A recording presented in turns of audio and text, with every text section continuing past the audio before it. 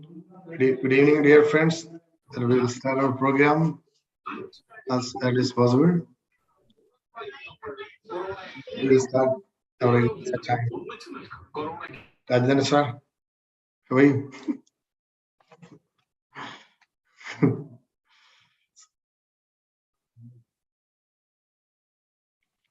Vijay, most welcome. John Chandra Chacha, most welcome, most welcome. Hi, sir. Hi, Jai, most welcome, most welcome. Yeah, one of our guest of honor, Sharon Lowen, madam. Okay, you're present. Is it audible to you? Would you please check your audio? Yes, I can hear fine. Everything is thank you so much. Thank you so much. I'll just turn it off so that it won't echo for anyone else. Yeah, thank you so much. Thank you so much. And our Dr. Slomo Alone, are you here? Dr. Slomo Alone?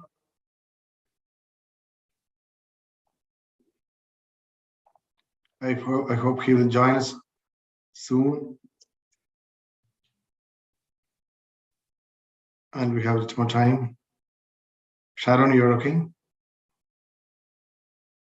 Sharon? Yes, it's all good. Yeah. Okay. Pardon? Yeah, okay. I'm sorry, what did you ask? Yeah. See, the great people, you share the same name. What can I do? Our anchor, our master of ceremony is also Sharon. Oh, I'm sorry, Sharon and Sharon. Most welcome, Sharon Sampson and Sharon Lowen, my goodness. That's lovely. Okay, then what should we do? You say my full name. If you say Sharon, then it's Sharon Sampson. Yeah. And if you say Sharon Lowen, then it's this one. Okay. Oh, no problem. Most welcome, yeah, most welcome. Thank you so much. Raja. Thank you for joining.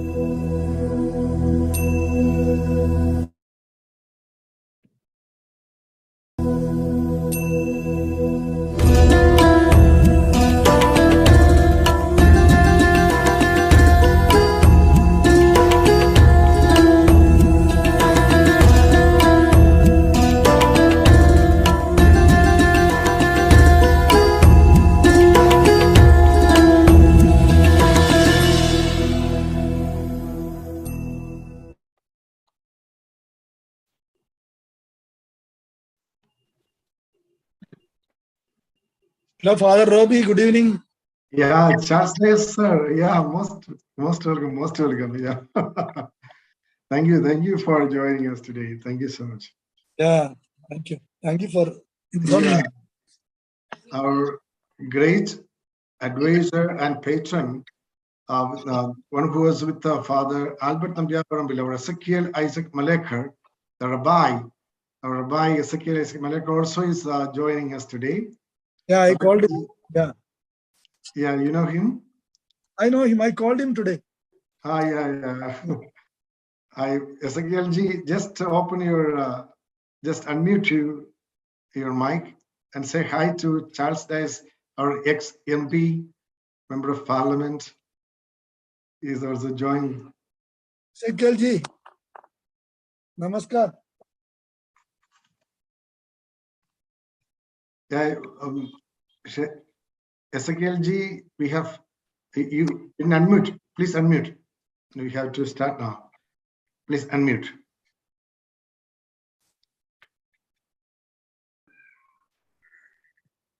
Charles sir, I think his audio is not clear, it seems. Anyway, I would like to confirm that Dr. Shalom, are you here? You're present? Dr. Shlomo?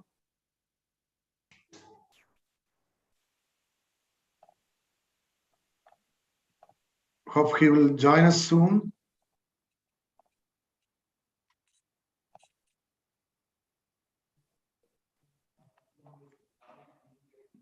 I think it's time.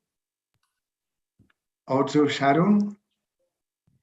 Namaste and welcome to the second day of our international webinar series on World Interfaith Harmony Week. On behalf of Chavra Cultural Center, Delhi, I would like to extend a warm welcome to all of you. We appreciate you taking time off your busy schedule and joining us for this week-long celebration of Interfaith Harmony Week. And yesterday was our very first day of the webinar, and we had many panelists and speakers discussing on the concept of love, truth, justice, equality, and fraternity in Hinduism. And today, we are happy to have among us two distinguished guests, Dr. Shlomo Alon and Srimati Thiru Sharon Lowen. Both of them are renowned people, and we are happy to have them as our guests for the day to discuss on the role of Judaism in promoting peace, harmony in the world. There is one God who wants people to do what is just and compassionate. On the lines of Judaism, we begin our second day of the webinar to discuss on the theme of Judaism. Now, we will have the prayer song.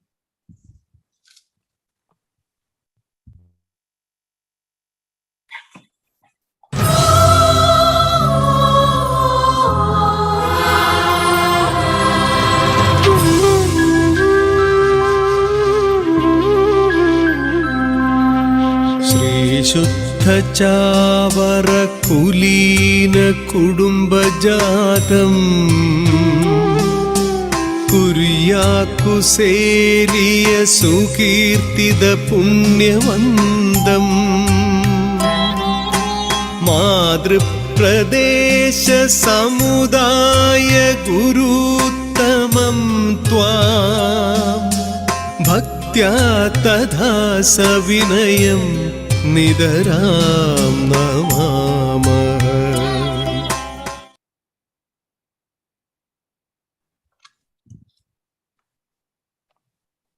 I would like to now invite Father Robbie Kanajara CMI, the director of Chavra Cultural Center, Delhi. He is the NGO representative of the United Nations and Secretary General of WFIRC, to welcome the gathering. Thank you, Sharon. My dear friends, a warm good evening and welcome to the second day of World Interfaith Harmony Week celebrations, organized by Chavra Cultural Center, Delhi.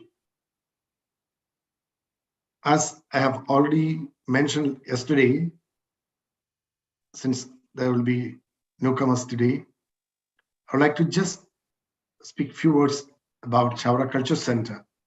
Chavara Culture Center is a center promoting peace and harmony in this world through interreligious dialogue, art, and cultural interactions. It's a CMI initiative. CMI congregation is founded by Saint Kyriakos Elias Chavara, a renowned spiritual leader, social leader, educational reformer, cultural reformer, 19th century Kerala, India. And Saint Kyriakos Elias Chavara's the great main thrust was transforming the cultural background of the society through education. And that can transform, the education can transform the society. To educate people, not only through schooling and other areas of interactions, but through art and culture and social integration and social dialoguing. And Chavara Culture Center, following the footprints of Saint Kyriakos Elias Chavara, is always for promoting the social integration through artistic and cultural interactions. And we always for promoting a dialogue, interreligious dialogue. And in Delhi, we have just started last year in the 150th year of the death anniversary of Saint Kyriakos Elias Chavara and the 50th year of Jubilee of Chavara Cultural Center, which is established in the 100th year death anniversary of Saint Kyriakos Chavara in Cochin. And we are now, today, celebrating this World Interfaith Harmony Week. Today, especially, we are discussing about the contributions of Judaism, one of the oldest religion in this world, and the role of Judaism in promoting peace and harmony in this world. The concept of love, truth, justice, equality, and fraternity, and friendship, a social friendship, and how it envisaged in Jewish religious teachings. Why we organize these things? As I have told you yesterday, mentioned yesterday, it is to know other religions. While we know other religions, we feel respect to other religions. In order to feel respect to other religions, we should have such a strong faith in our own religion. Those who have that kind of strong faith in their own religion can respect and accept and appreciate the other religious groups. That's why Chavara Culture Center spells out 3 dicta, that we are here to celebrate your faith without giving up our faith. And we are here to uphold our faith and conviction without hurting yours, your custom, your culture, your faith expressions. If I say that my faith is such a strong faith and a better one, why should I say that yours is bad? What's the use of that? And we need to appreciate each one. That's why we say that we appreciate the differences, and we are different. We are different and unique, and we must appreciate the differences without giving up our uniqueness. When we appreciate and celebrate the other, we are not losing ourselves, but we create a concept of beautiful, peaceful, harmonious society. So we aim at creating a harmonious society, a peaceful coexistence through these kinds of celebrations, and observations. We have eminent personalities today, and I'm really happy that Dr. Shlomo Alon, Senior Lecturer, Hebrew University, Jerusalem. I hope he has already joined with us. If joined, Dr. Shlomo Alon, please say hi to me. At 5 o'clock also, he told me that he will join. Anyway, I'm waiting for that.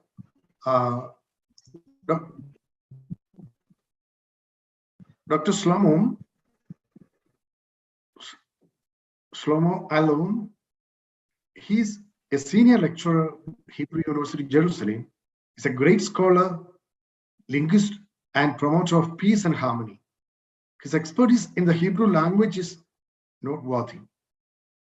He's an experienced scholar who has traveled far and wide across the world to deliver keynote addresses and lectures. And he's an author of so many books. And he has delivered from, I think, 1970 onwards. He's traveling all around this world and a great proponent of Jewish religion and all kinds of peaceful coexistence. And we have met several places in interreligious dialogue meetings, world assemblies. And I'm really happy to say that he's a very good friend of late Dr. Albert Nambiyaparam, the founder, director of Chavara Culture Center, and a prophet of interreligious harmony. He was a peacemaker. And I'm really happy, Dr. Shlomo Alon.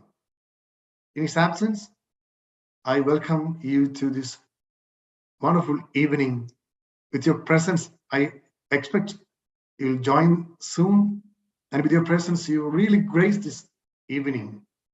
And he's joining from Israel. Thank you so much for the patience you have shown in these days. For the last 5 to 6 days, we have been continuously talking through email. And he is a little old, but he's very powerful and he's very strong in his convictions. Once again, most welcome, Dr. Shlomo Alon. And today we have a world-renowned dancer, choreographer, musician, artist with us. That is none other than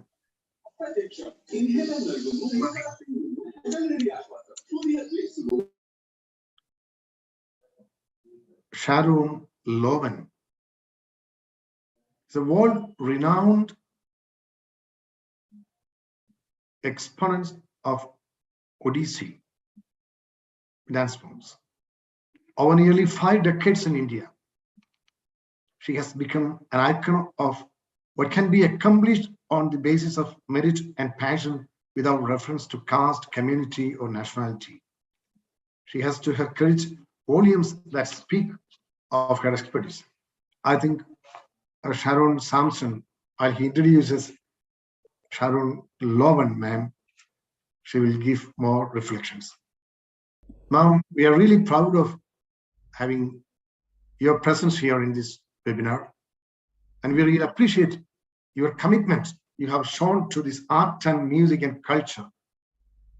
And I strongly believe that the passion and commitment you have shown to this particular art forms has purified your life. I really appreciate that. And we really experience the very presence is really, really graceful. And the purity you have enjoyed through your unbeaten, unparalleled commitment in this artistic excellence is being transmitted to the onlookers, to the viewers. That's why while I was watching your dances on YouTube, I feel that it's really a prayer. So thank you so much for joining us. Once again, a most hearty welcome to you to this Chavara Culture Center's international webinar. Thank you. It's a pleasure to be with you. Thank you, ma'am. So the brief that I was given is Sharon, ma'am. See, I'm just complete. Let me complete that welcome. And sorry, and we will, Sharon, our Sharon Samson will call you Sharon Lounge. Okay, dear. Thank you so much. Thank you. I know that you are well prepared. You're well prepared. And today we have a very good panel to discuss the concept of love, truth, justice, equality, and fraternity in Judaism, and the role of Judaism in promoting peace and harmony in this world. And all these panelists are from Providence Women's College, Calicut, Kerala. And they are led by their beloved sister, Theresia. And all the panelists and our moderator, Hanan Ashraf, and panelists Jivida Jodi Biju, Aditya A, Rose Maria P. Stephen, Nayan Teresa, Robita Maria. And all of you are joined here. Most welcome to all of you to this wonderful evening. And we are really waiting for your excellent expressions. Welcome the team of Providence College, Calicut. Sorry. My dear friends, I'm really happy to welcome all of you from different parts of the world, different colleges, schools, and as I have told you, Chawra Culture Center, Delhi is collaborating with so many NGOs and institutions for organizing this webinar, especially Bristol Multi-Faith Forum UK, St. Stephen's College Delhi, Jesus St. Mary College Delhi, St. Xavier's College of Management and Technology Patna, Sacred College Devra, Kerala, Providence Women's College Calicut, Kerala, Christ College of Science and Management Malur, Bangalore, and Vimla College Thrissur, Kerala. And I'm really happy to welcome all the principals and directors of those institutions, and so many NGOs are also joining with us today. And I'm really happy to welcome all the representatives of NGOs to this wonderful webinar. All the fathers, respected fathers and our sisters, and my dear young Turks. I'm really happy to welcome all of you. Thank you. Have a pleasant evening, and let us experience that peaceful coexistence here. Thank you so much. Most welcome. Thank you, dear Father, for that hearty welcome to our audience and panelists of the day. Now, we will have a prayer song from the Jewish religion.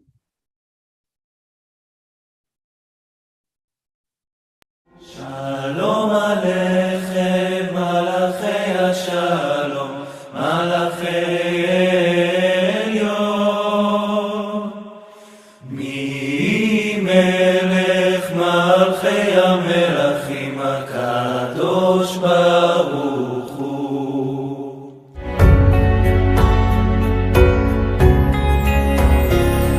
Bachuni Shalom, Malachei HaShalom, Malachei Elyon.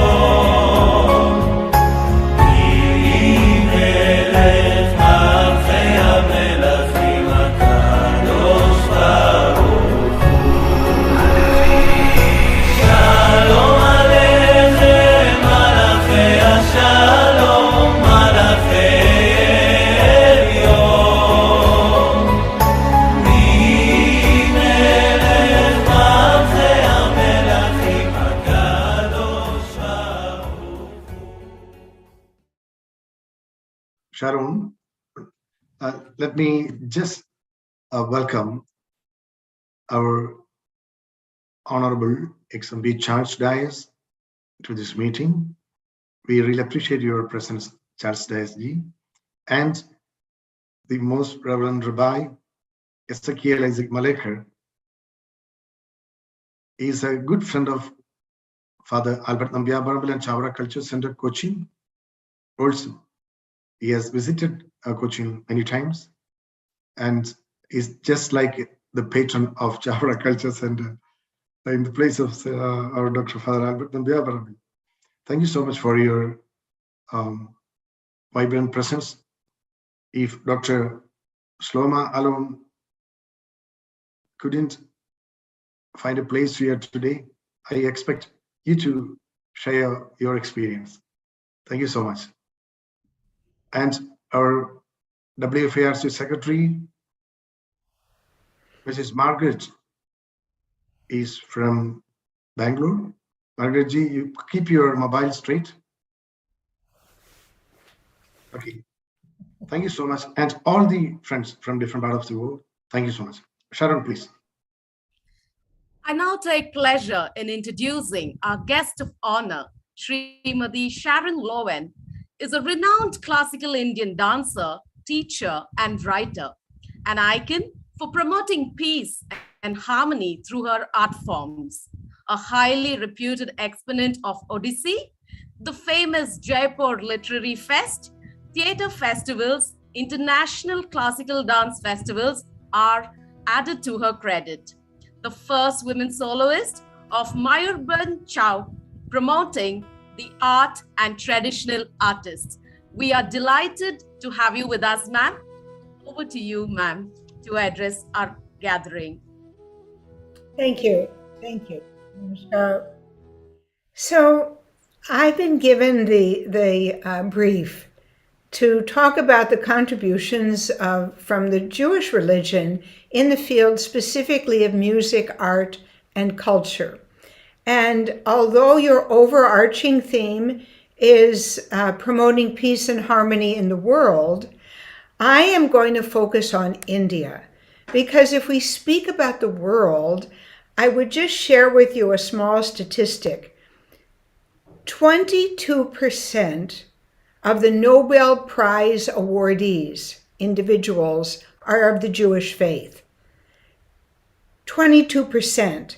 And yet in the world, the population of Jews is not 1%, not even 0.5%, but 0.19% of the world's population. So obviously to talk about the contributions toward peace and harmony and the progress of humanity of the Jewish population would be overwhelming. So I really want to focus on India. But first, I just want to share with you my own religious background. I'm the granddaughter of Jewish immigrants who had to leave their homes in Eastern Europe to go to the United States because of the life-threatening anti-Semitism in Eastern Europe. And it has been a great pleasure to be living in India for just about 50 years and to be in a place that has been home to Jews since before the Christian era, and all of this time with full religious freedom and even offering a safe haven during the dark days of the 1930s and 40s in Europe, which saved many lives and also gave great enrichment in India in the fields of not only medicine, doctors who came, architects who came, but in the arts, dancers, teachers of the Montessori system who promoted it all across India. So what I'd like to do is just share with you some of the individuals. And first of all, writers. And this is just a sampling to give you a taste. Nizam Ezekiel. He was an Indian Jewish poet, also an actor, a playwright, an editor, an art critic. He was actually a foundational figure in the post-colonial India's literary history, especially Indian poetry in English. He was an awardee, of course, of the Sahitya Academy. And what his contribution was that he enriched and established Indian English language poetry with a lot of modern innovations and techniques. So there were a wider range than the classical concerns. And that meant individual angst, societal introspection, and even things about families. Another important writer, Esther David, from the Baghdadi Jewish community of Kolkata, she was included in a calendar of the Hadassah Brandeis University in the United States as one of the 12 best-known Jewish women authors in the entire world. And so she really was instrumental in creating a Jewish India literature in this multicultural country that we live in. And of course, we have to talk about films, Hindi films. If you have not seen Shalom Bombay, you must try to see this fabulous documentary that was made in 2013. It covers the early days of the Indian film industry. And there were 4 pioneering Jewish female film actors who became known by their stage names. First of all, Sulochana. Sulochana was born Ruby Myers in 1907 in Calcutta. And in the 20s, in the silent film era, she broke the taboo of women performing as women on stage or film, and she became known as the Queen of Romance. Then after her, Miss Rose, who was actually Rama Khatrum Rose Mulea, born in 1911 in Calcutta, and she used to dance in Indian theater, and then she followed in the footsteps, and she was a great hit and also was repeatedly voted as India's best dressed woman because her selection of saris was quite legendary. Then the third in this of these 4 was Pramila. Pramila was born Esther Victoria Abraham in 1916. She was actually a teacher in the local Jewish school, and she also danced in a traveling theatrical troupe. But she came to visit Rose, Miss Rose, who was actually her cousin. And while she was there, she was on set, and the director had a meltdown because he needed a taller heroine. And Miss Rose says, well, why don't you take my cousin, Esther? And so she became Pramila. And she was a great hit, and she was the first Miss India. And a little detail about Pramila is that she married the Muslim actor Kumar. So their home was Jewish and Islamic, and they starred together in different films like the Indian Tarzan and Jane. And the children were all raised both Jewish and Islamic, and they did that. And then the 4th famous actress was Nadira. Nadira was born Farat Ezekiel in 1952. And she really became established when she played in the 1955 classic. Someone needs to Really sorry. Really sorry. Really sorry. Other Thank you. Thank you. So she played the vamp in Shri 420, and she was very famous at RK Studios, and she was very close to Raj Kapoor. And I'd be remiss if I didn't mention the men. There were 2 really that stood out. One of them was called Uncle David, and he was born David Abraham, if I'm pronouncing it right, Chiulakar. You can correct me, Ezekiel, if I'm wrong. He was born in 1909. His parents wanted him to be a lawyer, but he really loved amateur theater. But he was short and he was bald, and so he became a great character actor, and he really joined Hindi film cinema legends in 1954 when he became boot polish. And he was just a great storyteller. He was a friend to India's presidents and prime minister. They had him be the master of ceremonies for state dinners. And a side note about him was that he loved weightlifting, and he traveled to Israel for the Maccabee Games. And he was at the Munich Olympics as a judge from the Indian delegation when his friends from the Israeli weightlifting team were all murdered in the Palestinian terrorist attack. And he thought he would be targeted, but they didn't because they thought he was Indian. All right. And the last gentleman from the films was David Joseph Penkar. He was a renowned playwright, born in the last 2 centuries ago, I guess 1887 perhaps. And he loved to tell stories. Basically, his claim to fame originally is that he wrote Alam Ara, which was the first talkie in India. And so that set the template for all singing, all dancing storylines that have continued through in Bollywood. And unlike the actresses who were all from the Baghdadi Jewish community, who had come, which meant that they had come from the Middle East in the 1600s, he was a Ben Israeli Jew who had come from the Konkan coast. And just to mention a few visual artists that are Jewish. Sir Anish Kapoor.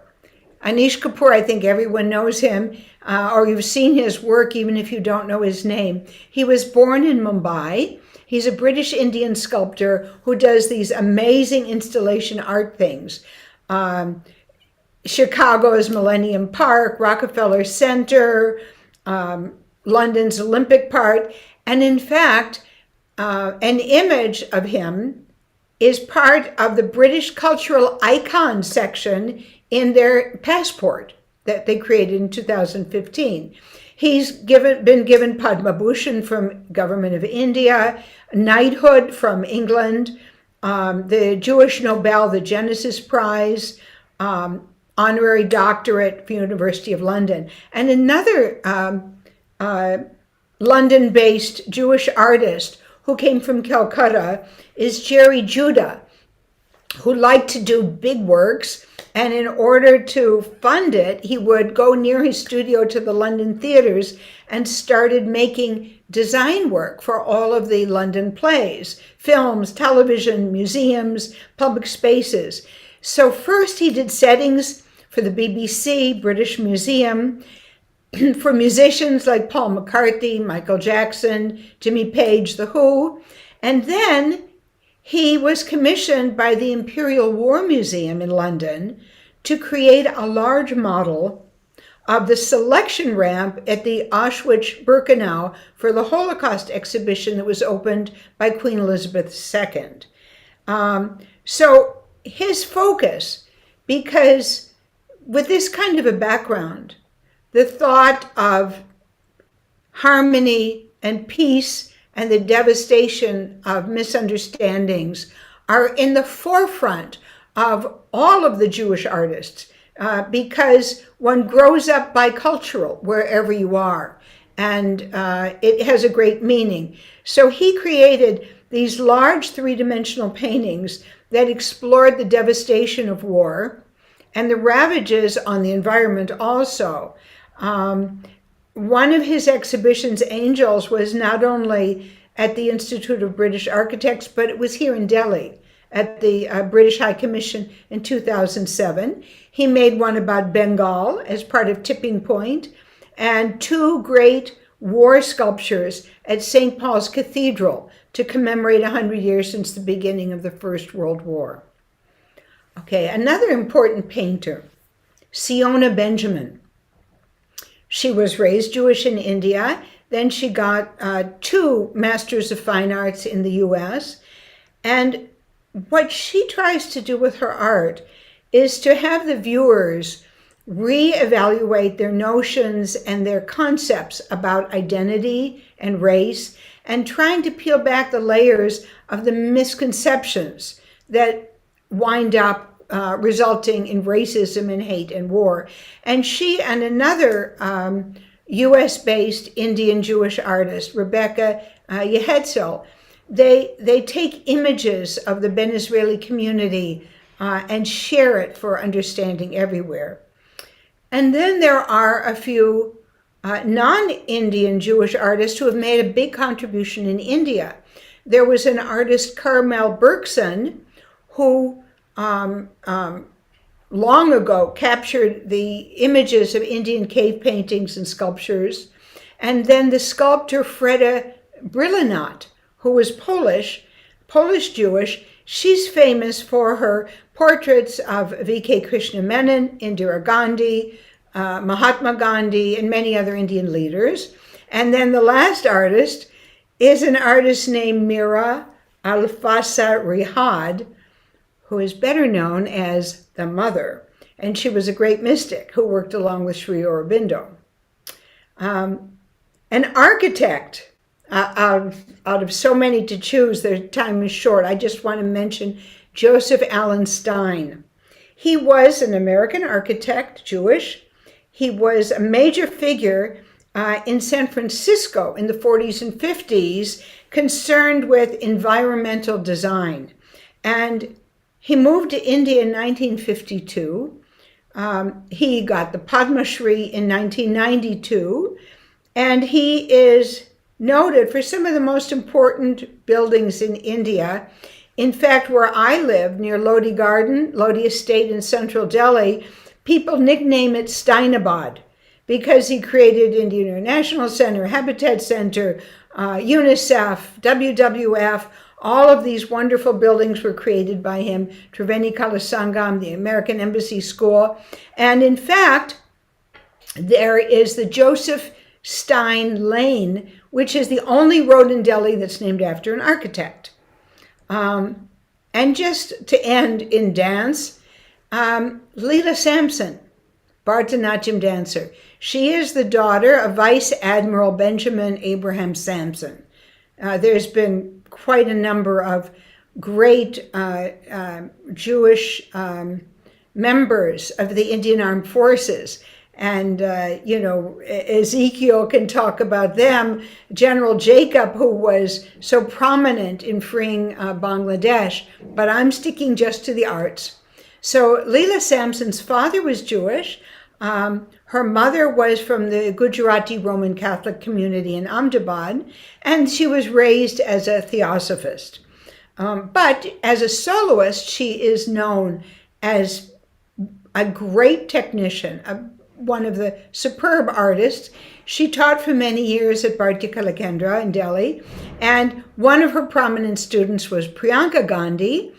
And then from that, she was appointed director of Kalakshetra after Rukmini Devi had passed, then chairperson of Sangeet Natak Academy, and also served for a while as chairperson of the Central Board of Film Certification. And then last, I'll just share a couple of things personally. Since most of you watching, I believe, are in Kerala, so I took a look back and said, when have I danced in Kerala? I danced at the Kerala Kalamandalam Diamond Jubilee.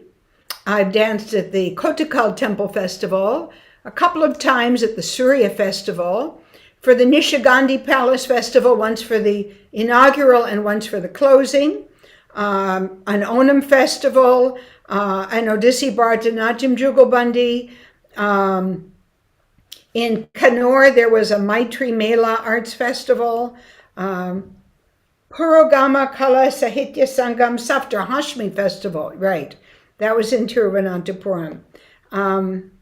And basically, I've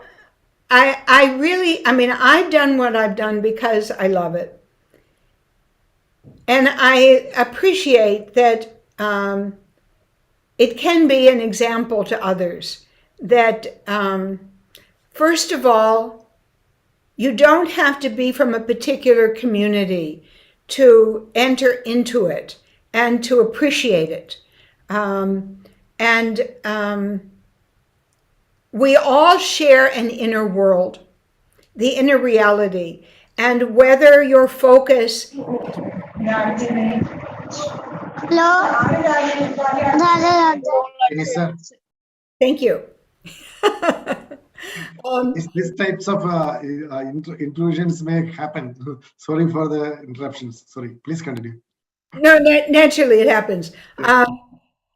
We all share an inner world, and as Father Robbie has said, it really doesn't matter. There's many. One of the things about India and why, as a Jew, it's wonderful to be here, is that I have always felt that in India, everyone feels that whatever path you take, if that is the path that speaks to you, that is the path you should be on, because we were all leading to the same point. And ultimately, the people that are at the highest spiritual level in every religion are far closer to each other in their beliefs and in their faith than, unfortunately, they are to some of the people that are less enlightened or less aware or less educated within their own faiths. Let's see if there's anything else I want to say. The arts are something that brings people together. And I think that it's, in my growing up, I felt that by understanding, not just intellectually by reading, but by trying to viscerally feel another culture through whatever it is, the music, the dance, the art, the literature. It gives you a sense of walking in the other person's shoes. And when you do that, then you realize that the other is not other, but that you are really the same. And so it is really, I want to congratulate you for your efforts to promote the cultural understanding and awareness through your organizations, because I think we should all celebrate. In fact, I'll give you one last little story. Once upon a time, somebody had visited my sister in New York, who was a Tibetan Lama. And he went blum, blum, blum, blum, blum, and gave her some blessings. And she said to my mama, "That's really, well, what do you think? What was that?" And my mother said, "My dear, all blessings are good." And I think we should always remember that. Thank you. Thank you, dear ma'am. We are really grateful for the time and effort you took to share your thoughts and experiences in this forum. It was truly nostalgic. Also, sharing the contributions of Jewish religion in music, art, and cultural India was something really different. I think everybody in the audience would agree with me, and thank you for the same, for contributing it in this forum. Thank you, ma'am. Excellent. Excellent. Thank you, ma'am. So there is a small announcement. This webinar is being live streamed in our YouTube channel. So the link the link is also posted in the chat box. So those of you who cannot join through Zoom can also join through YouTube Live and watch this program. Now, let us witness the wonderful performance of Srimati Sharon Lowell, a short dance video for a visual treat.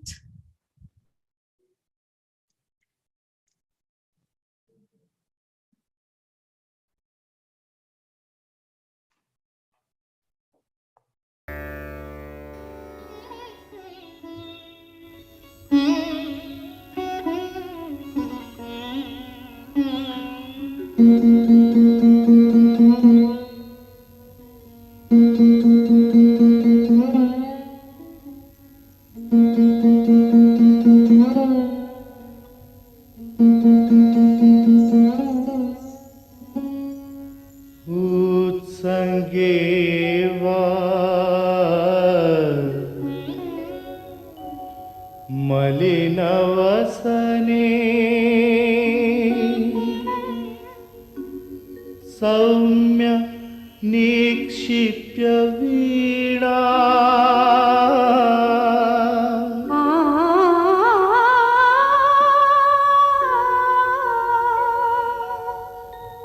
उत्संगे वा मलिनवसनि सौम्य निक्षिप्य वीणा मद्गोत्रांक विरचितपदं गेयम् उद्गतु कामा तन्त्रीम् आद्रा तन्त्रीम् आद्रा नयनसलिले सारयित्वा कथञ्चित् भूयो भूयः भूयो भूयः स्वयमपि कृता मूर्छना विस्मरन्ति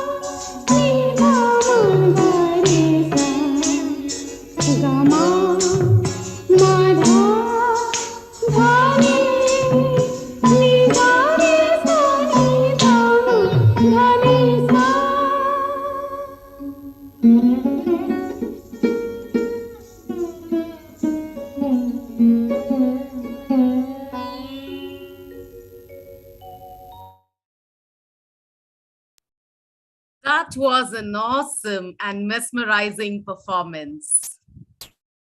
Wonderful. Wonderful it is.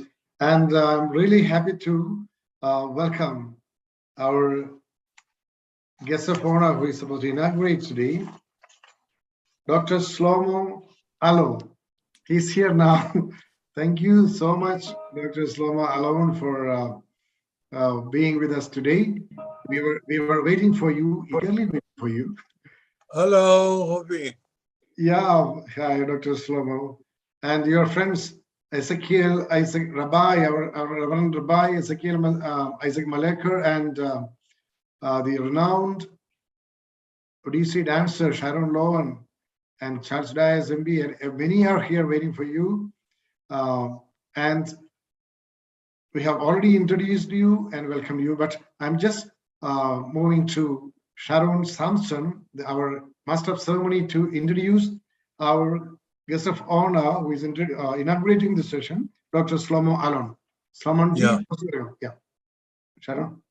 It is indeed a great privilege and honor to have you amongst us, Dr. Shlomo Alon, Senior Thank you, Lecturer, sir. Hebrew University, Jerusalem, a great scholar, linguist, and a promoter of peace and harmony.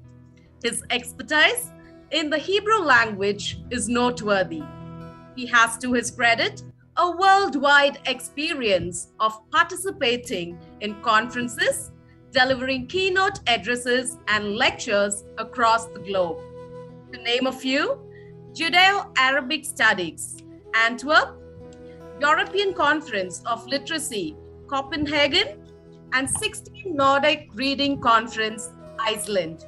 Inviting Dr. Shlomo Alon to deliver the inaugural address. Welcome. Thank you so much. Most welcome, dear. Most welcome. Thank you so much, Aaron, for this introduction. I'm glad to be here.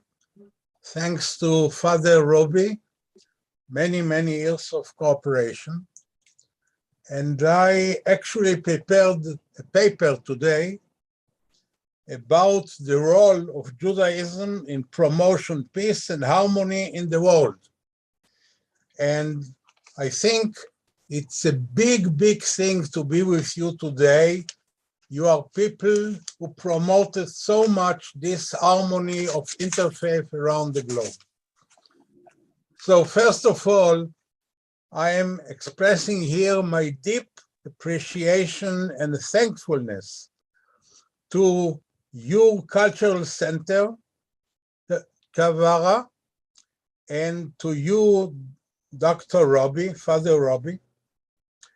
And my part is to throw some light and open some windows about Jewish identity in order to start or to continue a process of mutual exchanges of ideas, experiences, and open dialogue between Judaism, Christianity, Islam, and other denominations. On its face, the subject of Judaism and Jewish identity should not count for much in the world. There are worldwide some 2 billion Christians, 1.5 billion Muslims, and many other denominations, compared to about only 15 million Jews around the globe. Throughout the world, the Jews as a tiny minority surrounded by non-Jewish cultures are less than 0.25% of the population of the world. In the terms of the members, our influence should be minimal. The number of Jews in the world is smaller now than a small statistical error in the Chinese census, for example. Yet, I dare to say that Jews and Judaism are of interest and even influence in a way that cannot be accounted for in terms of members alone. We remain bigger than our numbers. Big things seem to happen around us and to us. Judaism can be considered as the foundation of Christianity and Islam, that the roots of Christianity and Islam are tightly connected with Jewish religion.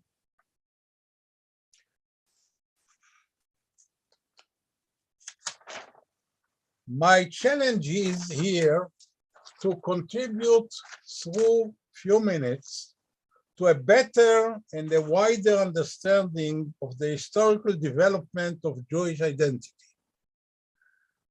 Let me start, please, with a set of criteria for judging the Jewishness of a particular person. Maybe I can speak about 5 such criteria. One is faith. Jewishness belongs only to those who believe in the one God as related in the Torah, in the Old Testament. This view advocates conversion and denies heritability in those who do not believe. Second aspect or criteria, cultural.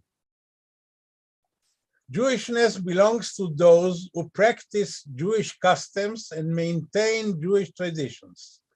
This view allows conversion to Judaism in principle, allows for heritable transmission from both the mother and the father. Number 3, personal. Jewishness exists in those who declare themselves Jewish. This view places the identity of the individual above all things, even above the majority view of the group. Number 4, ethnic. Jewishness passes from parent to child. This view holds that the central element of Jewish identity is ancestry. Conversion is impossible, as one cannot change his ethnicity. And number 5, maternal. Jewishness passes from mother to child.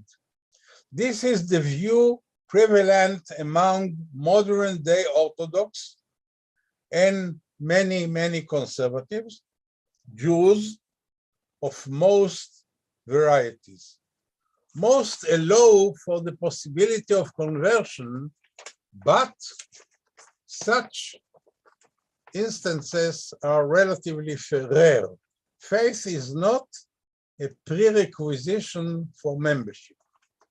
We, the Jewish people, we are an ancient people, twice as old as Christianity, 3 times old as Islam. And if history teaches us anything, it is that Judaism survived not by numbers, but by the quality and strength of the first criteria, the faith. Faithful people who were always too obstinate to let go of God and too obstinate to be defeated by history. But we need the historical background shortly. And if not at the beginning of the Jewish time, let me begin my account at least at the beginning of the modern Jewish time, on the year 1789, the year of the French Revolution and the birth of the modern secular nation state.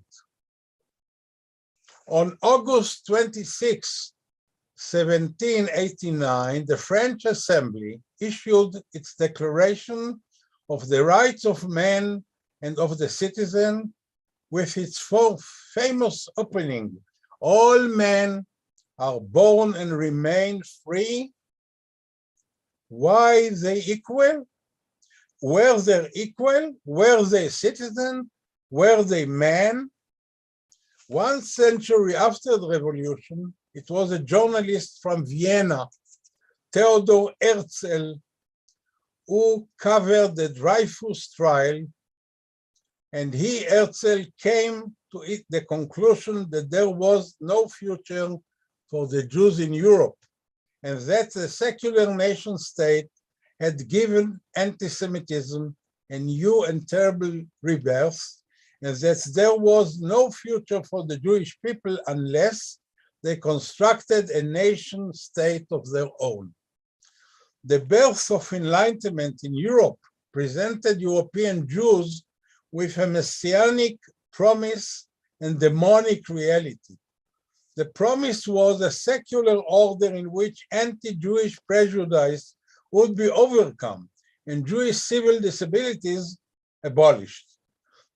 The reality was, the more assimilated the Jews became, the more anti-Semitism grew. The Jews were accused to be then too ruthless and cosmopolitan. The extreme response of many Jews in the 19th century was flight from Jewish identity through outmarriage, conversion to Christianity, of the declaration of being religiousless if possible. In general, the Jews of modern Europe decided in favor of Judaism as religion without peoplehood. The Jews of Eastern Europe decided in favor of Jewry. Excuse me? As peoplehood without religion. As a result, there emerged in the 19th century perhaps the greatest revolution in the modern Jewish life, the Zionist movement, less an ideology than a collection of conflicting ideologies some secular, some religious, some political, some cultural, some attempts to restore ancient traditions, others to destroy others to destroy them, the old traditions, completely, and build a totally new kind of Jew. The first Zionist Congress took place in 1897, and during the 20th century, some of the most epic events in Jewish history have taken place. The Holocaust, we just had the remembrance of who is writing from, okay. The remembrance of the Holocaust, the day was only a few days last week, the founding of the State of Israel, and the transfer of Jewish life from Europe to Israel and also to America. Between the 2nd and the 18th centuries, with very few exceptions, a single Judaism prevailed, the Judaism of the Mishnah and the Talmud that today we call Orthodoxy, the Orthodox way of life. In 1897, Orthodox Jews believed that Reform would disappear. The Reform believed that Orthodoxy would disappear. Zionists believed that diaspora would disappear. The non-Zionists believed that the hope of Jewish nationhood would disappear. We now know that every one of these predictions was wrong. There have been only 3 periods of Jewish sovereignty in 4,000 years. 2 ended in, and because of internal dissension, the First and the Second Temple. The third age of sovereignty began in 1948 in the State of Israel. There is the question of Jewish identity and continuity. Several surveys of young Israelis in past years have shown an alarming lack of knowledge or interest in the Jewish heritage. Before the beginning of the 19th century, all Jews regarded Judaism as a privilege, since the most Jews have come to regard that if they to regard it as a burden, Jewishness to be a burden. Let's consider now some definitions of Jewish identity today in Israel. The famous writer who passed away, Amos Oz, very famous in Israel and around the globe, defined it as in living in a secular democratic state guided by the principles of enlightenment. In the USA, in 1988, in answer to survey, 59% replied to the questions, which qualities do you consider most important to you or to your Jewish identity? 59% replied a commitment to social security, equality. Only 17% choose religious observance. People, the Jews, whose very reason for being in the past was to be different, chosen, particular, defined itself now as purely universalistic term. What is remarkable about both the Israeli and American Jews communities is that in both countries, Jews are markedly now more secular than Christians or Muslim neighbors. For 4,000 years, Jews were a people in search of God. Today, Jews, more than any other group in Western world, are a people trying to escape from God. And it's a pity. Given the pain and tragedy of the Jewish life for the past 2 centuries, indeed the past 2 millennia, that is not surprising. But it suggests that the crisis of Jewish continuity is due not to the future, but precisely the success of Jewish strategies.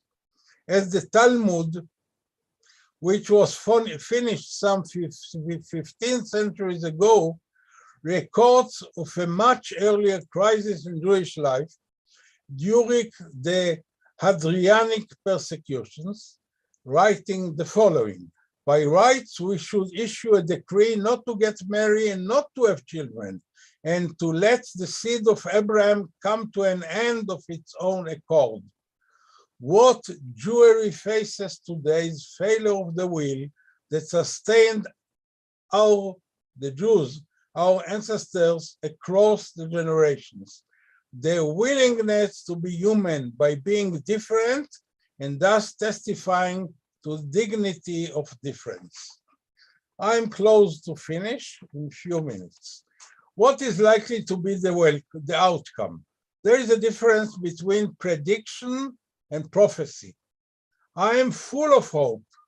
I see a new generation of Jews emerging with an undamaged, uncomplicated sense of Jewish identity. They recognize Judaism's spiritual power and moral grandeur, moral task, moral responsibility. They are searching for personal meaning, moral guidance, stability, and structure in their lives. They are beginning to reconnect with Jewish observations and Talmud Torah, which means the study of the Jewish texts. Almost every adult education program in the world, from Israel to America, to India, to England, to Europe, everywhere, South America, represents nowadays a greater subscription. The demand for Jewish day schools is increasing in many parts of the world, in the USA, in Europe, in South America, in Asia, in Australia, New Zealand, Canada, not speaking about Israel for sure. This new Jewish generation, who so personally may be committed more to Orthodoxy, is more interested in opening the source of Judaism to everyone, more than building defensive walls.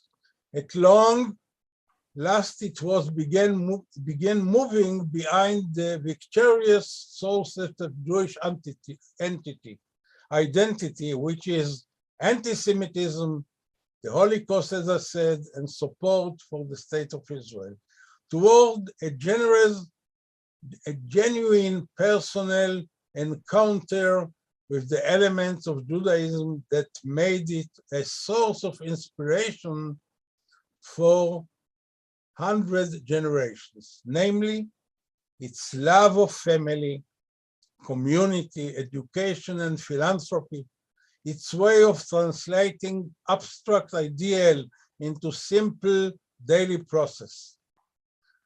The permitted food, kasher, the Shabbat, the sabbatical observing the holiness of Saturday, the sanctity of family life, and choreography of Kedusha, holiness, of Jewish holiness and difference.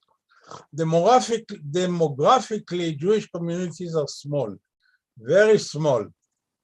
I think in India we have now about 15,000, no more. In many other parts, small communities. Their continuation and further existence depends on religion observance and a core of religious commitment from one hand, and very high standard of moral and human values from the other end.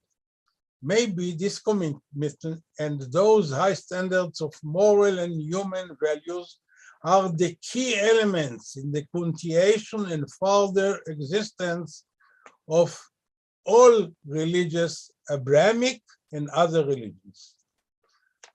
Our young generation all over the world expects challenges, moral tolerance, human religions, and open-minded religious leaders will make religion very attractive for the young generations. Religions as bridges between people, not as obstacles. Different religions and not necessarily a superficial and artificial unity. Just before concluding, allow me to add one remark, a personal one, about the Jewish-Muslim dialogue. I came to study Islamic studies and Arabic language about 60 years ago. I am now 77. I began studying Arabic when I was 14. I came from an East European family who had no contacts at all with Islamic culture and Islamic studies. Through my studies and my daily work, I realized how deep, serious, and fruitful for both Jews and Muslims was the dialogue, and still is, between Jews and Muslims. Through the medieval era, the golden age for Jews and Muslims in Spain and North Africa, a dialogue without turning the other down, without leading the different or erasing the specific religious components. It gives all of us a lot of hope that the dialogue will be implemented again successfully between Muslims and Jews all over the world, and specifically in our region in the Middle East, but worldwide. Our work here in this week of harmony and interfaith dialogue will help to build this human, permissive, tolerant, religious dialogue. Thank you all, and thank you, Father Robbie. Thank you so much, Ramon. We pray for let the peace prevail in your place. We all pray for you. Though you are so far from us, now we feel that we are very close. I am very close in my heart to Yeah. you.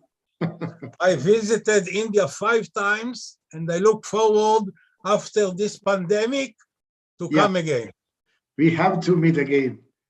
And We may God will bless do. you and stay with us. We have a wonderful panel discussion now with Okay. youngsters and how youngsters are just observing the values propagated by Jewish religion. And handing over to Sharon Sampson. Thank you, Dr. Shlomo Alon, for your address on Judaism in promoting peace and harmony in the world. Thank you. It was a pleasure listening to you. Now, I am happy to introduce a team of young, lively women from Providence Women's College, Calicut, Kerala.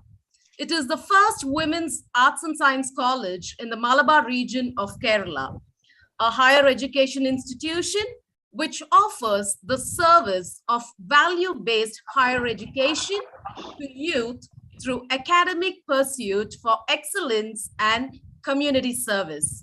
Over to the moderator and the young team of panelists.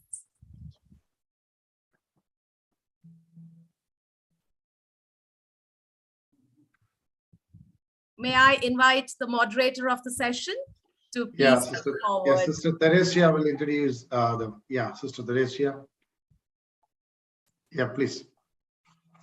Reverend Father Robbie Kannanchira, Director of Chavara Cultural Center, guests of honor, fathers, sisters, experts in different fields, faculties, students, and all the participants of this wonderful webinar. Good evening to all. We are so happy to be part of this solemn, I should say, sacred webinar where we come to know the uniqueness of each religion and feel so happy to respect the diversity. So on behalf of Providence Women's College and our principal, Dr. Sister Jessina Joseph, I thank Father Robbie for making us part of this great event. Now I'm here to introduce our women panelists from Providence Women's College, the first women's arts and science college in the Malabar region of Kerala, South India, founded by the Sisters of Apostolic Carmel.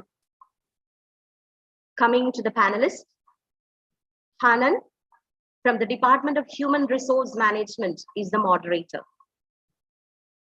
And as we are discussing the different perspectives of Judaism, we have Aditya A, Department of Human Resource Management, with the concept of justice and equality in Judaism.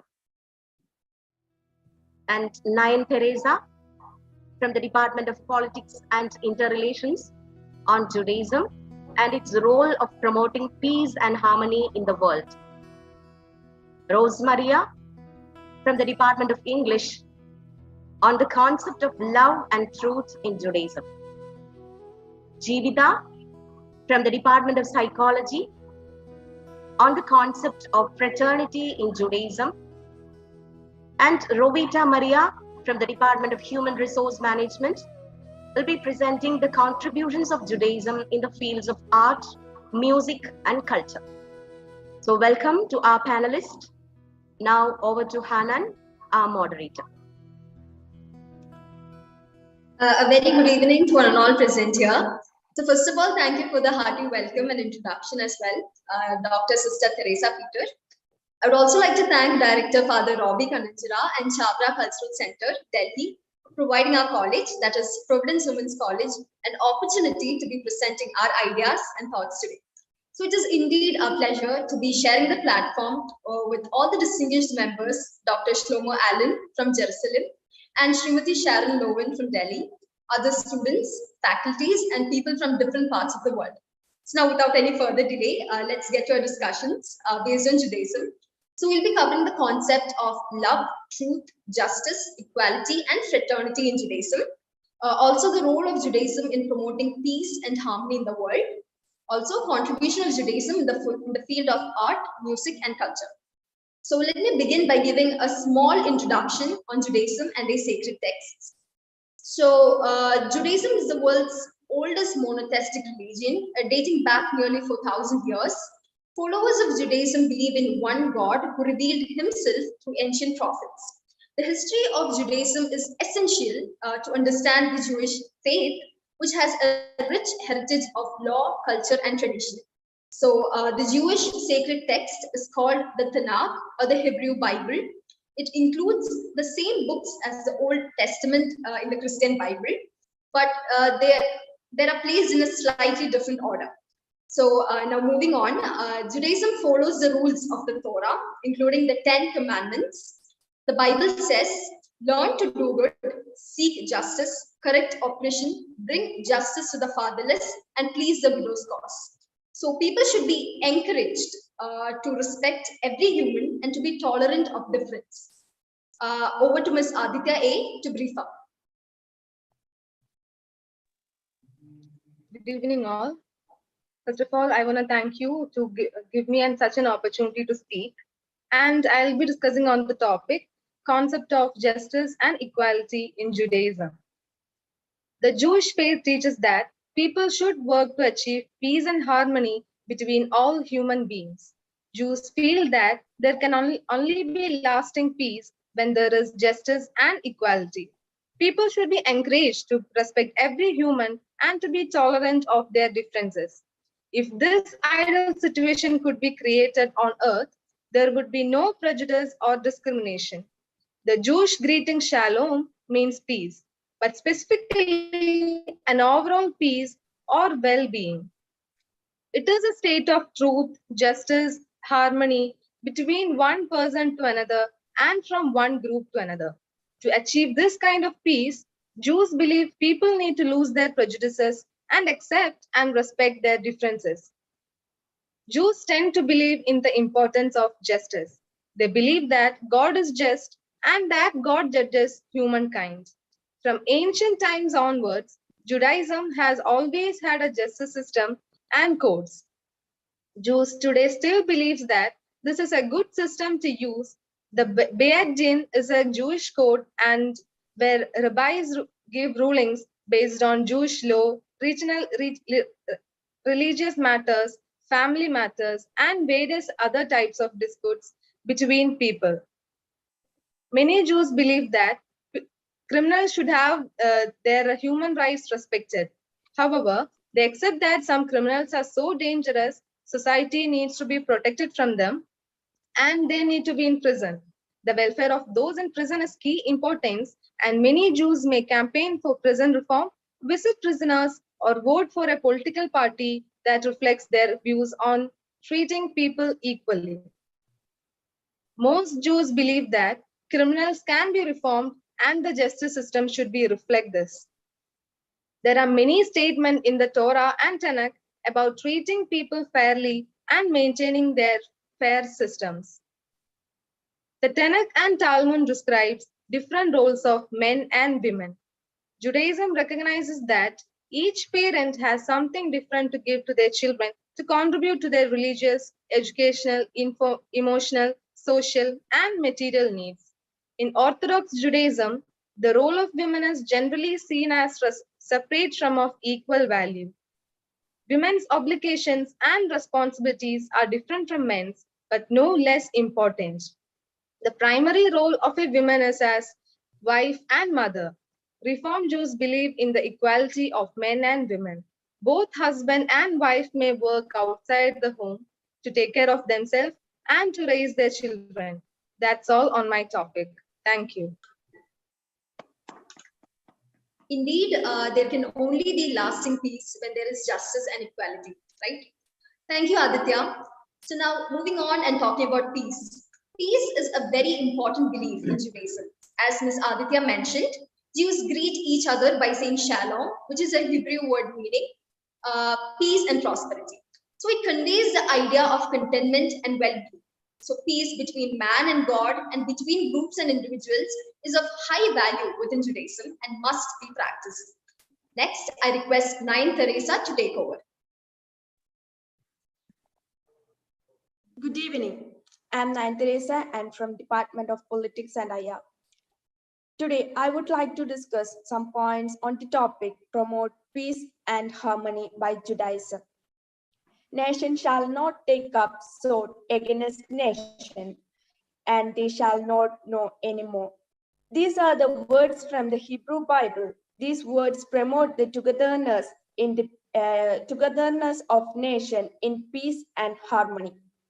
Peace and justice are the core value of Judaism. Judaism has teachings and guidance for its adherents through the Hebrew Bible and the Rabbinic literatures. Relating to the notions and concept of peace, peace is a very important belief in Judaism. Jews will greet each other by saying shalom, which means peace and prosperity. It conveys the idea of contempt and well-being. Peace between man and God and between the groups and individuals is high value within Judaism. Jews always treated war as a hatred and expressed the hope of peace. In Judaism, war is evil, but at times a necessity. Yet Judaism teaches that one has to go to great length to avoid war. The 10 commandments set out in the Hebrew Bible are believed to have been given to Moses by God. These commandments are supposed to create peace and harmony among the mankind. Judaism must not destroy life, but preserve it. God created life, and therefore life is precious. Only God can take away life, not the human. To take life is a sin and is against the will of God. Judaism promotes peace and harmony through the Bible and the literatures. Most of the Jews are peace lovers. In Bible containing commandments, love your neighbors and yourself, which is spread love of peace and perspective of peace. Thank you. With no doubt, the love of peace and the pursuit of peace is one of the key principles in Jewish law. So Judaism's religious texts overwhelmingly endorse compassion and peace, and the Hebrew Bible contains the well-known commandment to love thy neighbor as thyself, which is just so beautiful, right? Anyways, thank you, Ms. Nayan. God is closest to those with broken hearts. A mother understands what a child does not say. These are a few Jewish proverbs that highlights the significance of love. I guess the first and perhaps the most puzzling thing we need to understand about love is that Judaism does not treat love as an ideal, a conviction, a principle, a beautiful concept, or an untamed passion. About that, it is an obligation, a duty, a responsibility, a requirement. Moreover, it is precisely by accepting upon ourselves the obligation to love someone that we begin to understand the process of how to love. Next, I call upon Rose Maria to further explain the concept.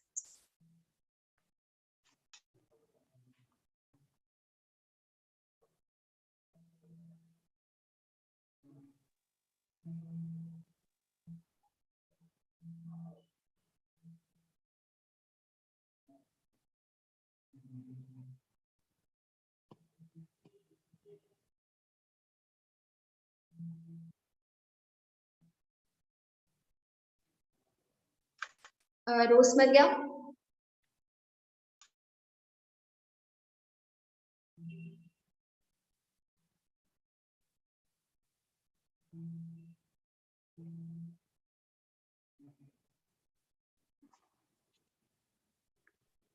If she can't join, you can move to the other panelists. Anna, can you? Yeah, Please. sure, Father. Anyways, the concept of love is rather easy, so I'll just take up instead of her. So, Judaism defines love as the emotional pleasure a human being experiences when he understands and focuses on the virtues of another human being. The emotion of love, therefore, is overwhelmingly dependent upon how one views another person. If we choose to focus on a person's virtues, we will surely love them, right? But if we choose to focus on their deficiencies, we will dislike them. So I guess this is something worth understanding. Such a beautiful definition of love, right? So I guess we move on. How can we miss fraternity when peace and harmony is involved? Let's talk about fraternity. I request Ms. Jeevita to take over. Am I audible? Yeah, it's good. Hello, myself Jeevita Jyoti Biju from the Department of Psychology. As we are discussing on the topic, the concept of love, truth, justice, equality, and fraternity in Judaism. I'm here to share some details about fraternity in Judaism. Judaism marked the beginning of a revolutionary idea that laid the groundwork for fraternity. Humans have the innate behavior of fraternity. This mentality revolutionized social reform and brought it into existence as a way for human beings to positively shape their world. The ideas laid by the Jews continued to impact people for centuries and are especially relevant in the modern world. Judaism lays great emphasis on the importance of, just a second. Okay, Judaism lays a great emphasis on the importance of a good moral life at every moment, for salvation is obtainable only through good deeds. Acts of charity, loving, kindness, and rightness are the onward manifestations of an interior faith, spiritual life, which begins with faith and devotion to ultimate reality, finds its completion in deeds of compassion, loving, kindness, and service coming from a pure heart. All religions regard human values such as love, tolerance, kindness, fraternity, and helpfulness as principles that they have always sought to strengthen in each human being. Judaism teaches the unity of the human race. Their morals are stick to fraternity. It says, love thy neighbor as thyself, and declares this command of all embracing love to be the fundamental principle of the Jewish faith. Judaism therefore forbids every act of animosity, envy, or unkindness towards any race, nationality, or religion. Giving is not the essential act of kindness, but to give with delicacy of feeling is essential. As the Bible says, happy is sorry. Okay. As the Bible says, happy is he who gives to the poor, but happy is he who wisely considers the poor. The kingdom of God, the rabbi's health, is inconsistent with the state of social misery. They were not satisfied with merely feeding the poor. Their great ideal was to prevent poverty. They said, try to prevent it by teaching man a trade. Try all methods before you permit him to become an object of charity, which must degrade him, tender as your dealings with him may be. Thus, it is clear that Judaism establishes fraternity. Thank you. Hanan? The Jewish faith definitely teaches that people should work to achieve peace, harmony, and fraternity between all human beings. Thank you, Ms. Jeevita. What Jews lacked in territory, wealth, and numbers, they made up in for longevity. Jews trace their cultural heritage and sometimes their physical lineage to the biblical patriarchs, that is Abraham, Isaac, and Jacob, also called Israel, and to the land of Israel, an unbroken chain of 3,000 years. Okay, thank you. I call upon Ms. Rovita Maria to furthermore share her ideas on the topic.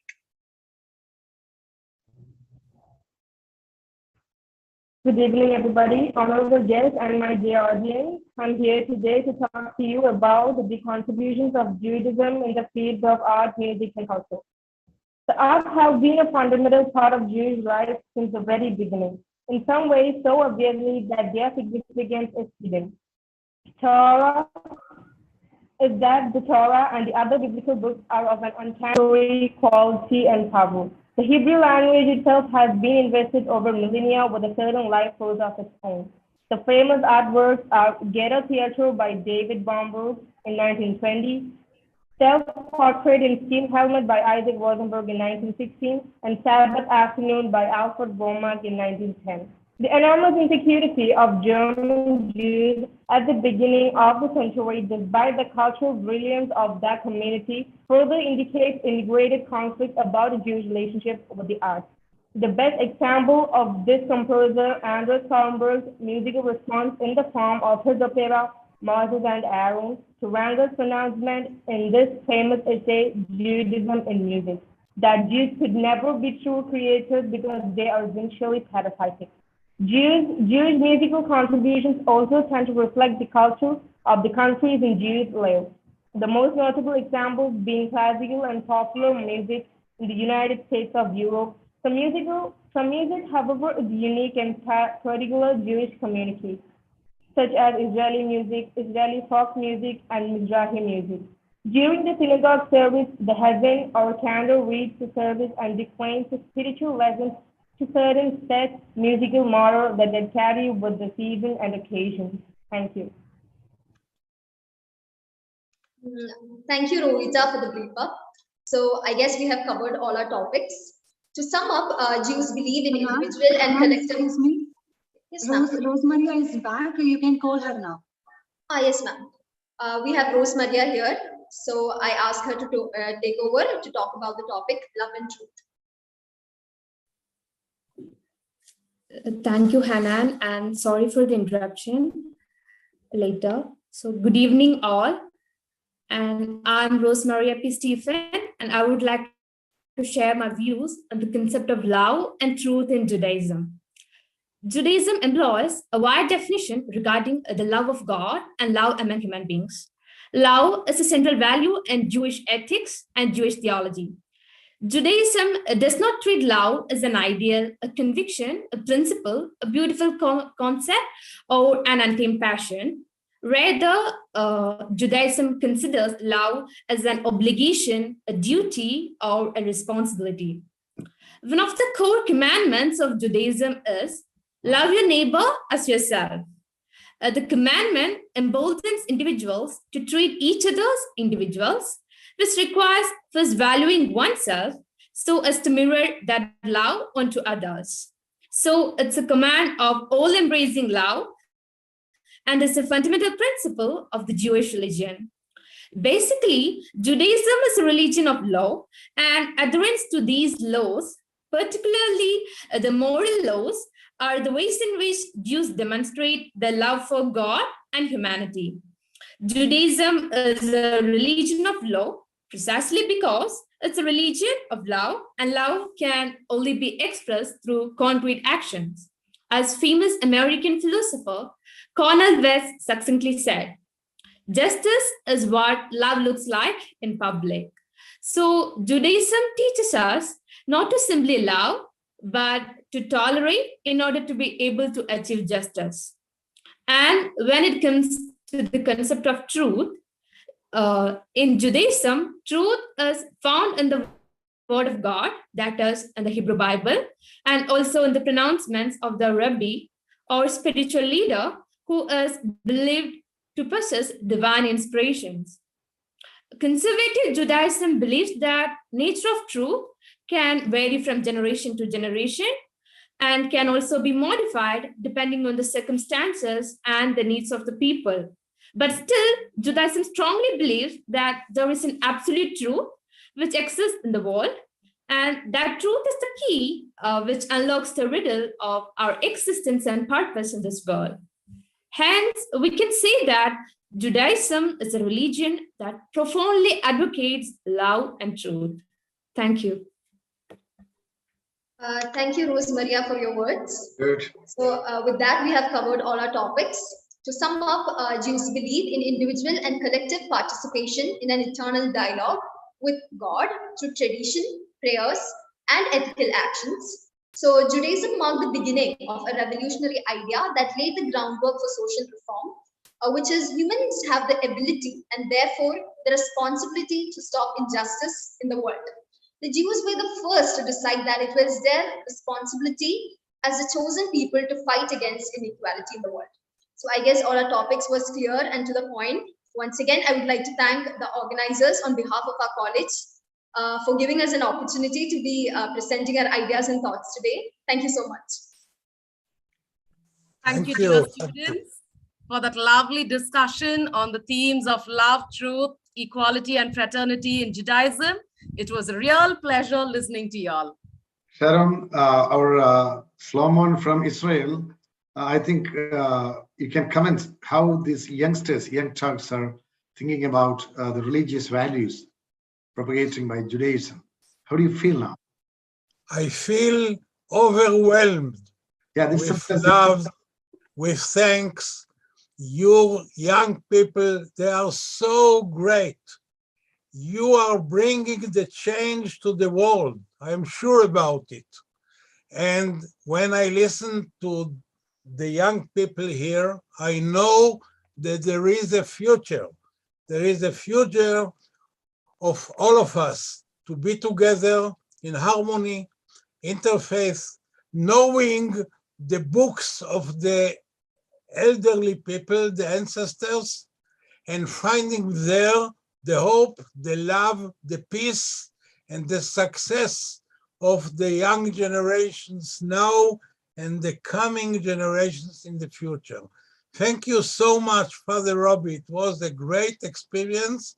And thank you all participants for this way of thinking in an optimistic way about the world and the role of denominations in our life. Thank you so much. Thank you, Dr. G. It's a great blessing. Your words are really great blessings for this, not only for the children, but every one of us, because you are there in Israel and you're a great scholar, and just like our grandfather, your great presence is a blessing. And I'm really happy to welcome another scholar, Jewish scholar, who is doing in research in Jewish religion in India, Mr. Bose from Chennai. Yeah, Mr. Bose, can you hear me? Yeah, you're most welcome to this webinar. Yeah, thank you.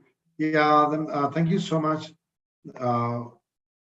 Sister Theresia and your able team for the wonderful panel discussion. And we are waiting for one young girl for a lot of thanks also. And I'd like to get a feedback from our great dancer, the world-renowned dancer Sharon Lowen, how you feel these young girls are perceiving this concept of Judaism. Well, the whole point of our discussion has meaning only because it's with these young minds. Because frankly, older people tend to go to seminars and have talks. They have their own agendas. They say the same things. And I know that when I was young, like you, these are the kinds of things that are so stimulating and that make you think. And that what is so critically important, and what your college, university, and this kind of forum is fostering in you, is the openness for critical thinking, not criticizing thinking, but critical, using your brains, so that instead of things being like, I do this because I was told it or because it's a habit, but you really come to consider and understand it. And one of the main things that I learned from my childhood and youth, like you, is that the more you learn about the others, other traditions, other ways of thinking, the more you understand yourself. Because everything that we do in our own families and our own traditions, we take for granted. That's the way it is. That you go to sleep at a certain time, or you bathe in the morning or the evening, or you eat like this. And then you discover that other people do it differently. And then you realize there's options. And then you say, that's very interesting that that works for them, but I like what I do, and now I understand it. So you understand your own self, your own values, the things that are part of your own genetic code and meanings and everything. You understand it more when you learn about others. And this is creating that opportunity and asking you to go into this and to look at other cultures and other faiths is the best way. Number one, when you understand others, you don't have fears. You let go of defenses, and all of you now are able to, like, with clear eyes, be open. As Mahatma Gandhi said, let the doors and the windows of my house be open, but let me not get swept off my feet. You are entitled to know everything, to understand everything, right? But that allows you to know your own roots, and they become stronger as you are more open to others. And that's what I feel in what your presentations were and in your guidance from Sister Asha Thomas and from Father Roby. And I wish you more and more of this. Congratulations. Good. Thank you, ma'am. Thank you so much. And I would like to welcome Sister Gracie Padakara, FTC, who has done his diploma in interreligious dialogue from Anglican University, Rome, and a very really a great scholar of interreligious dialogue. And she has to ask a question to the panelists. Good evening. I have a very small question, a simple question to Professor from Israel. Yeah. Is it Mosaic laws or Jewish values such as love, justice, equality, fraternity, peace that shaped the many constitutions of the world? What is your opinion? I think that you are absolutely right. And actually, as I said in the beginning, I feel that Judaism was the origin, the Bible, and the role of Judaism was and still is to bring the light to the others, to fight injustice, to fight poverty, to fight ignorance. And while we had the privilege to build the Jewish state in 1948, we are obliged now to support the others to get their own rights and to push forward the equality around the globe. And for example, we just passed now the big pandemic of COVID-19 and other actually small pandemics were inside, around, and we were the first in Israel. It is our duty to bring the vaccines and all the other things, not for those who live there, or not only for Jews, but for humanity. And this role for humanity is the light which will enlighten all the world. And for sure, we look for the young people around the globe to be those who will take all of us forward to the big chances of peace and harmony in the future. Thank you. Thank you so much. Thank you. Yeah. Thank you. Yeah. I would like to get an opinion of Dr. V.K. Bose. You can unmute. You can just unmute. Bose-ji, please unmute. Unmute. We can hear you. You just, it's muted. You can just please unmute. In your system, you have to unmute.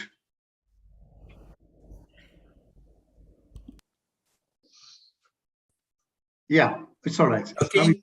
Yeah, okay. Shalom to every one of you. Yeah, shalom. I am Bose Shalom, from Chennai. shalom.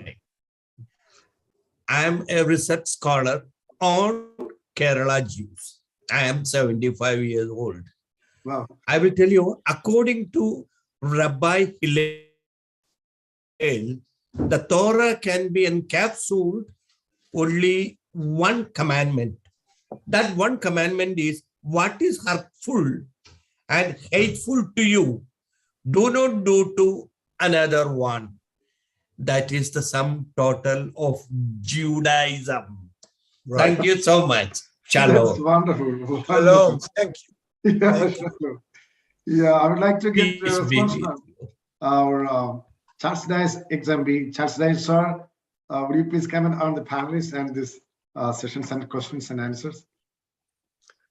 I congratulate both the speakers that they explained to us in a nutshell. But I think that the core issues are still to be enlightened. But the speakers and the young scholars who joined, they have tried to explain what is Judaism. As far as I know, there are about 4,000 Jews today in India. Once in Kerala, there were 1,500. But now, according to my knowledge, it is only 11 or 10. But they make a wonderful presence, very impressive presence in our country. And I really appreciate the nation of Israel. And as Professor Sean has rightly pointed out, they have enlightened the whole world. This Judaism, with their new innovations of Israel, Judaism and Israel have made a very impressive presence in today's world. Thank you, Father Robbie.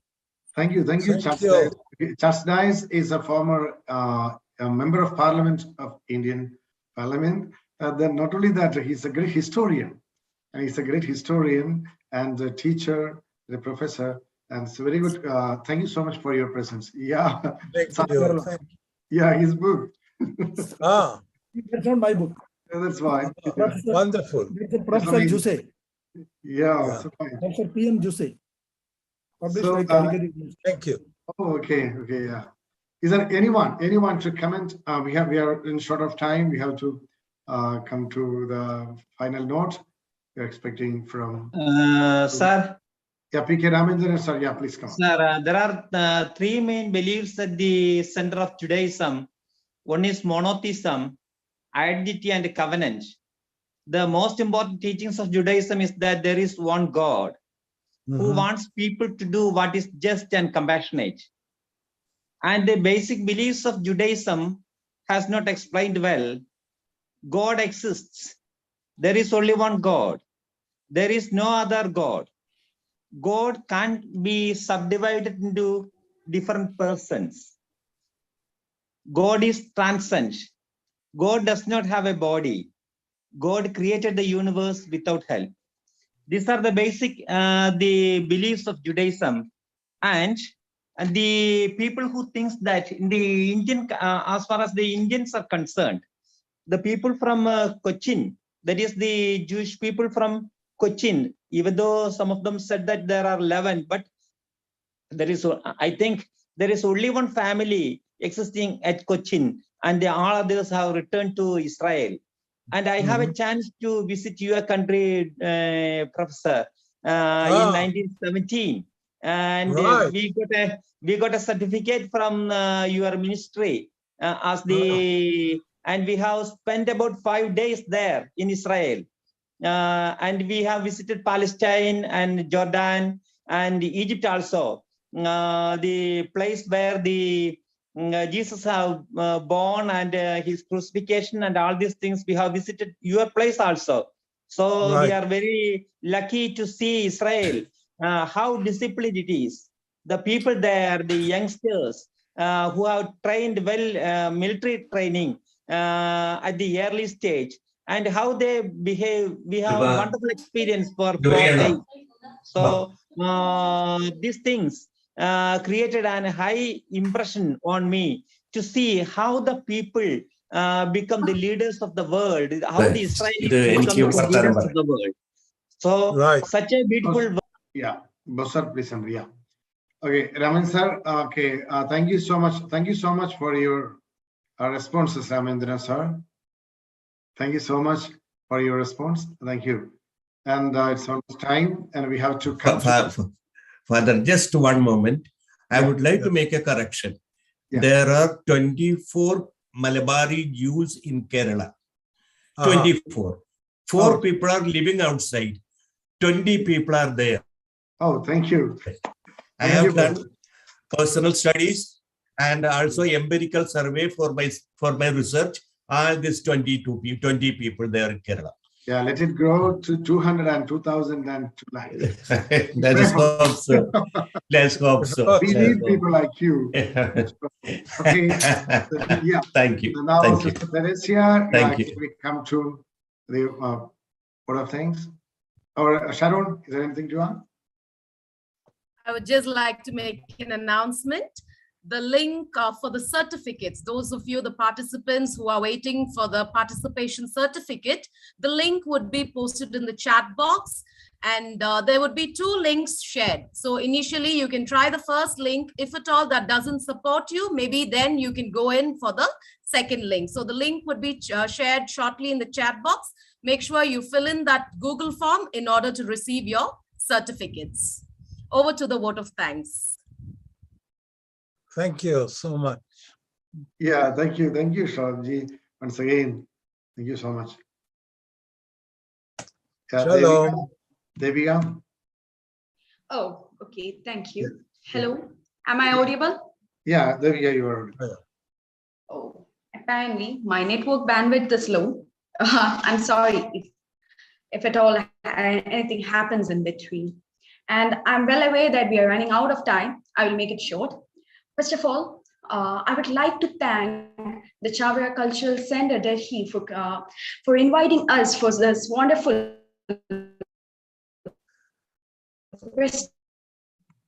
prestigious program.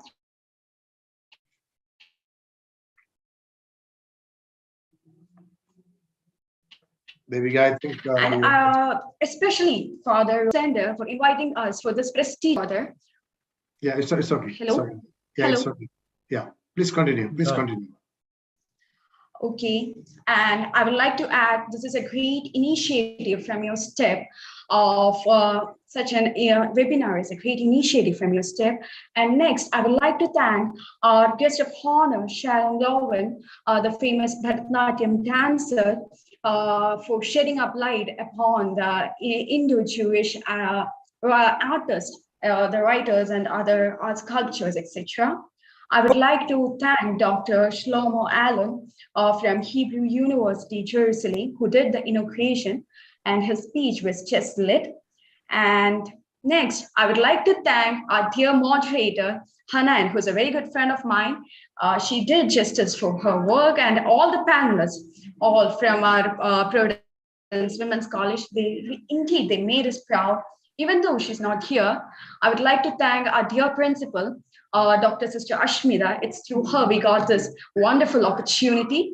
And our dear teachers, Sister Pilsi, even though she's under the name of Sister Asha Thomas here, her name is Sister Pilsi, and our dear Alina ma'am for coordinating, helping us to be here.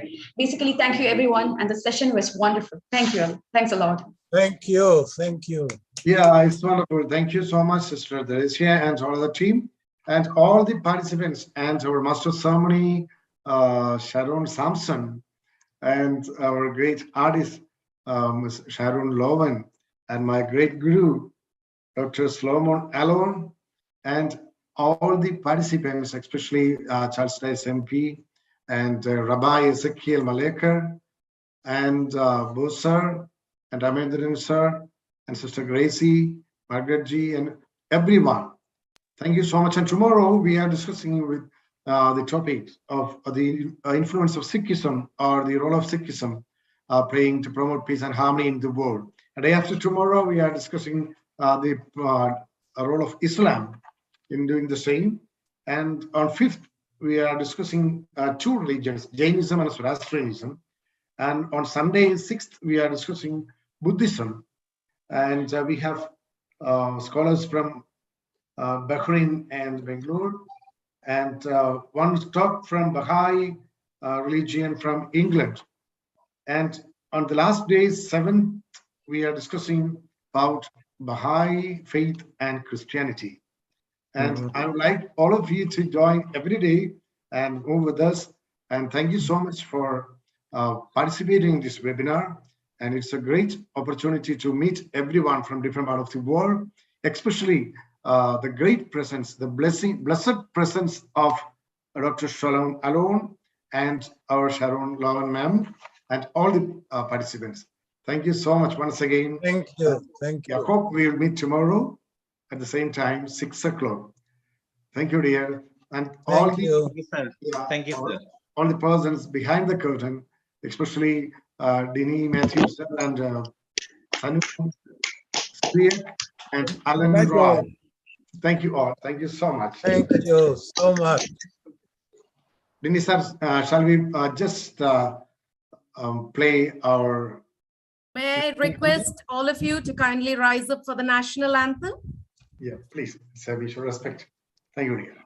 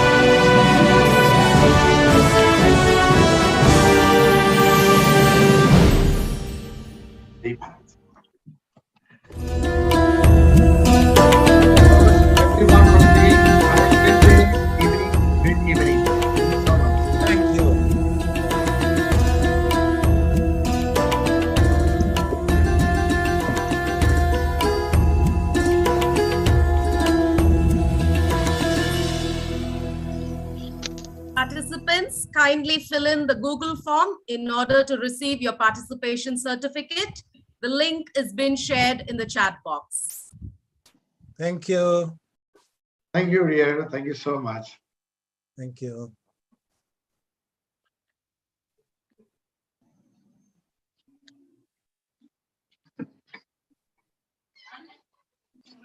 Boss sir, are you staying in Chennai or in Kerala? Mathukuti sir, thank you so much.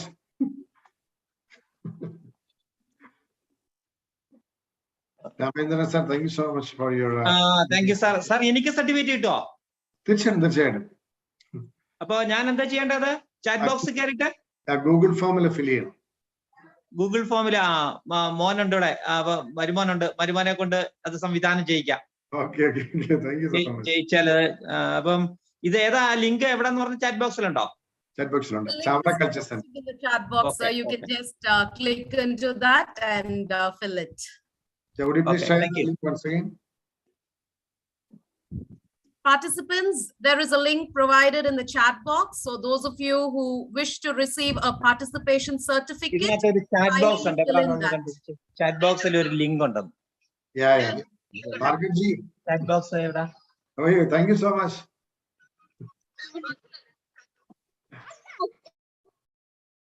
Madhukuti sir, was it audible? Was it everything clear?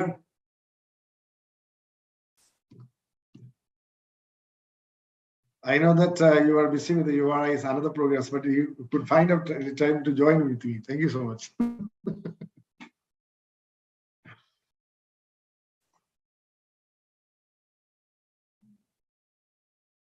Oh. What was the interruptions? Pardon me? What was the interruptions? Yeah, sometimes the people, newcomers, they may not unmute. Actually, Okay. Yeah, that's it. Nothing, nothing other than that. But it was good. Yeah, yes. Thank you so much. Thank you so much. And once again, thanking you, everyone. And let us meet tomorrow exactly at 6 o'clock. So you can join a little bit earlier. Anyway, thank you so much. And we'll just close. Is there any queries? You can just ask now. Otherwise, we will just wind down. Boss sir, tomorrow. Tomorrow also, boss sir, please join tomorrow also. Thank you, boss sir. Thank you so much. മതിയോളൂ off ചെയ്തേ.